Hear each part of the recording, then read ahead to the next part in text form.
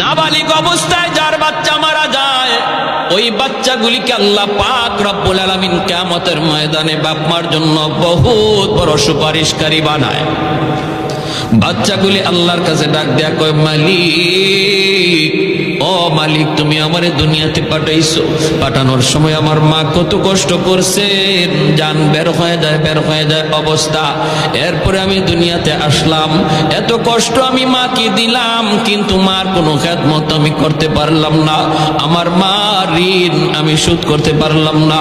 আল্লাহ, আজ যদি তুমি আমাকে জান্নাতে দিতে চাও, আমার মা বাবা সারা জান্নাতে যাইবো না, হয় আমারে বাপ মার সাথে জাহান্নামে দিয়ে দাও, হয় আমাকে আমার বাপ মার সাথে জাহান্নামে দিয়ে দাও। রব্বুল আলামিন তখন বলে, বান্দারে, আমি আল্লাহর আদত হচ্ছে জাহান্নামীকে জান্নাতে দেওয়া, কিন্তু